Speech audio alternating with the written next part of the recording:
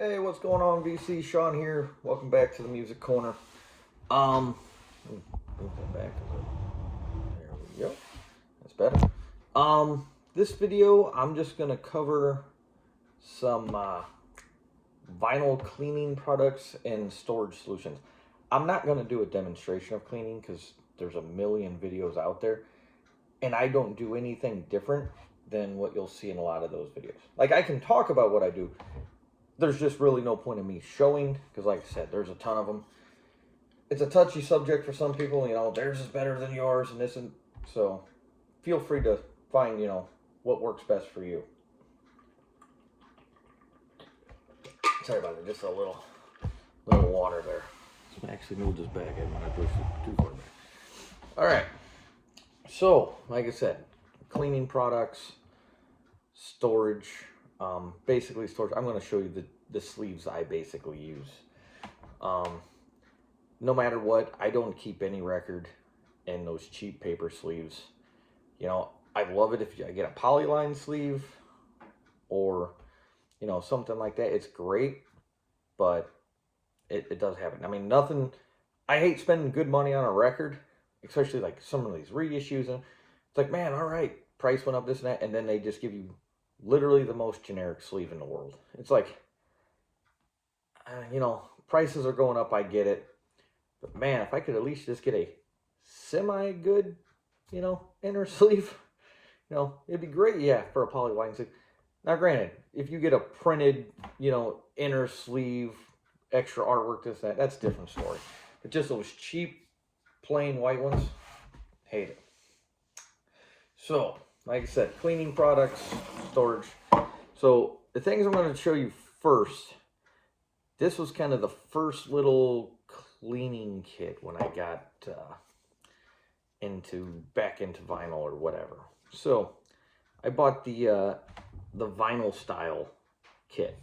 So here you get your anti-static brush, 2 rows, not bad. It's kind of got this, you can see it right there. It's got a ridge right there. Good for cleaning off debris. Not a bad anti-static brush, but not great by any means. So it came with that. Came with this record brush, right? Pretty stiff, felt, just has a little, and then inside that, it has this little brush. Now this brush is essentially designed for cleaning this brush off. So if you had any debris catch up on it, you can take this, clean it off. So, like I said, not horrible, not great, and obviously it has its record cleaning solution. And there's a bunch of companies that basically put out this same kit. I think like RCA has one, and I think there's an Audio-Technica one, and it's basically this same kit. Like I said, not horrible for starting out, but I think these are probably somewhere between, I don't know, anywhere to maybe 12 to 20 bucks. It's probably sitting somewhere in that range. Haven't checked lately on price. So there's that. It's great if you're on a budget. I guess, it will do the job. There's that. Next, I went into right here. Essentially, this is a spin clean. This is the Big Fudge Record Friend. No different than a spin clean. You can kind of see there's your rollers, brushes. Got 2 of them. Good thing, 12-inch. Move it in. That's for a 10. Move it in if you're cleaning, 7-inch records. So, really good. Still use this. If I gotta clean a lot of records, I do like this one. Can't remember why I opted for this one compared to the spin clean. But the one thing I did like about this one came with a record drying rack that clamps into the bottom of the unit. So that's pretty nice. It does hold 10 records. comes with its own cleaning solution. I think I got 2 bottles of this. I use this for a little bit, and then I was using the actual Spin Clean fluid in this. I think it works better, and I've seen other people use other products in this. I know the one Jonathan over at the Cheap and Cheerful Record Collector was using the I believe, what was it, the Record Doctor cleaner? I can't remember which cleaner he was using, but he said it worked great, better than the Spin Clean one. So maybe I'll get that, because like I said, I don't use this one. I didn't think it worked as well.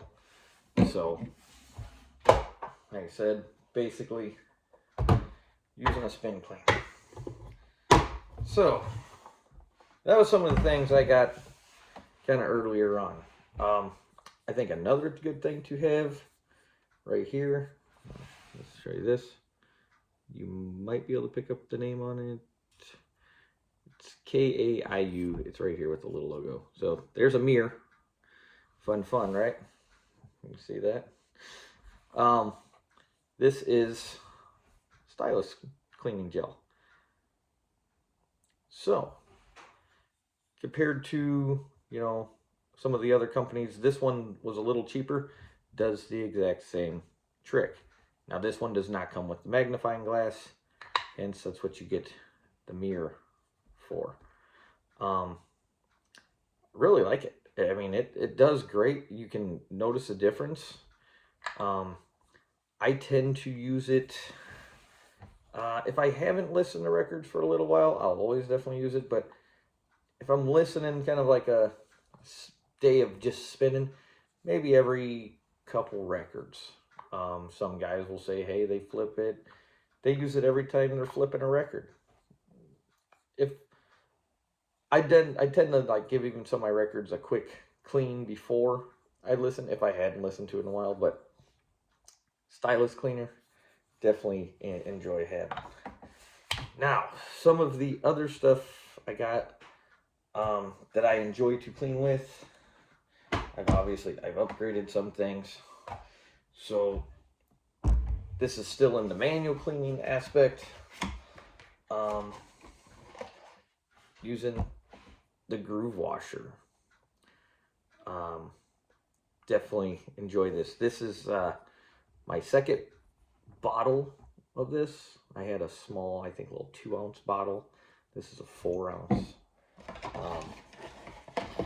Has the pump sprayer, which is great. I really like this center label protector for if you're doing, you know, manual cleaning. This is very nice. And then obviously the all-important Groove Washer brush. Nice felt pad, super soft. You see when I was trying to press on that other, well, this is very soft, very absorbent.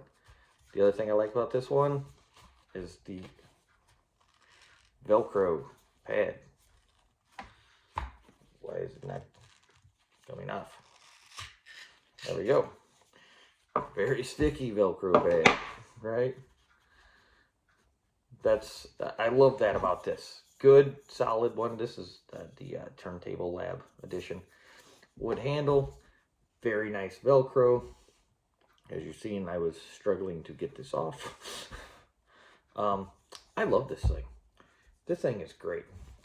I never thought a manual cleaning brush and kind of cleaner would do as well as this, but it is absolutely fantastic. So that is that. Now put that away. The one thing I like, that brush I really like to use second, basically. I'll put that in something Spin Clean so it doesn't. After I put the liquid on, I really like to try to get it down in the grooves. So I've gone to one of these. This is also the Turntable Lab edition. This is a goat hair brush. What I like about this brush, this is designed to be a wet or dry brush. It's got 3 rows of Go Air. I have one that I use for wet and one that I use for dry. Because it also is an anti-static brush. So instead of using like that cheaper one I show you, I have one of these that I use for wet and one of them that I use for dry. So I really like the, like I said, I sprayed groove washer fluid on it, or this right here, the MoFi 1 cleaning solution. I do use both. I can't really tell much of a difference, but I do like them both. Like I said, I'll use that.